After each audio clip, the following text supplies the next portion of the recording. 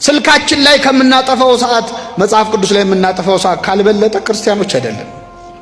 ጠዋት ከእንቅልፋችሁ ስትነቁ መጀመሪያ በእጃችሁ የምትፈልጉት ስልክ ነው ወይስ መጽሐፍ ቅዱስ? መልሱልኝ። ስልክ ነው።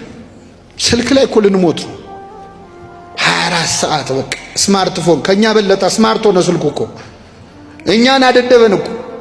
እሱ ከኛ በለጠ የሚያዘን እሱ ነው፣ የሚያስብልን እሱ፣ የሚያነብልን እሱ። መጽሐፍ ቅዱስ አሁን ድሮ ቢሆን መጽሐፍ ቅዱስ አላገኝም ውድ ነው ለመግዛት ይባላል። አሁን ስልካችን ላይ አለ። እኛ ሌላ ነገር ስናይ ነው የምንውለው እንጂ።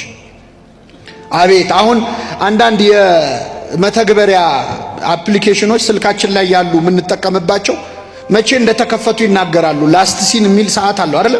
መቼ እንደከፈቱ። መጽሐፍ ቅዱስ ላስት ሲን የሚል ቢኖረው መቼ ነው የተከፈተው? መቼ ነው ገልጠን ያነበብነው? አይተነው አናውቅም እኮ። እንደው ሳናነበው ልንሞት ነው። ይሄ እኮ መጽሐፍ ለኛ ነው የተጻፈው። መለኮታዊ ደብዳቤ እኮ ነው። ላንቺ ነው የጻፈው እግዚአብሔር። ቅዱስ እንጦንስ የተባለው አባት በገዳም ሳለ ንጉስ ቆስጠንጢኖስ ደብዳቤ ላከለት። የሮሙ ንጉስ ቆስጠንጢኖስ እግዚአብሔር ያሳያችሁ።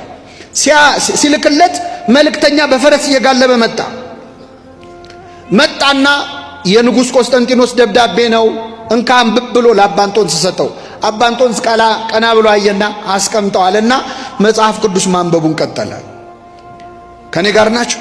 አሁን ከንጉስ የተላከ ደብዳቤ ቢደርሳችሁ እንዴት ባለ ፍጥነት ነው የምታነቡት? ተንገብግበን ነው አይደል? እሱ ግን ደብዳቤውን ትቶ መጽሐፍ ቅዱስን ማንበብ ቀጠለ። በኋላ ረዱ አገልጋዩ የአባንጦንስ አገልጋይ ሆነ። እዛ አንድ ዲያቆን አለ። ተቁነጠነጠ። ምን ሆንክ አለው። ኧረ አባ የተላከው እኮ ከንጉስ ነው፣ ከቆስጠንጢኖስ የመጣ ደብዳቤ ነው። መጽሐፉን ትደርስበታለህ፣ እባክህ ግለጠውና ምን እንዳለ እንስማ አለ። አይ እኔ ከሌላ ንጉስ የተላከ ደብዳቤ እያነበብኩ ነው አለ። ከማን የተላከ ደብዳቤ? ከእግዚአብሔር። ከዚህ ደብዳቤ የሚበልጥ ደብዳቤ አለ? የለም። እንግዲህ ምን ያሎቻችን ክርስቲያን ነን የሚለውን ነገር እንግዲህ በዚህ ትምህርት መመዘን እንችላለን። ምክንያቱም መምህራችን ምን አለን? መጽሐፍ ቅዱስ ላይ ብዙ ጊዜ የማናጠፋ ከሆነ በስልኮቻችን ላይ የምናጠፋው ጊዜ ከመጽሐፍ ቅዱስ ከበለጠ መጽሐፍ ቅዱስ ላይ ከምናጠፋው ጊዜ ከበለጠ ክርስቲያኖች አይደለንም ማለት ነው የሚል ትልቅ መልእክት ያለውን ነገር አስተላልፎልናል። እንግዲህ ሁላችንም ራሳችን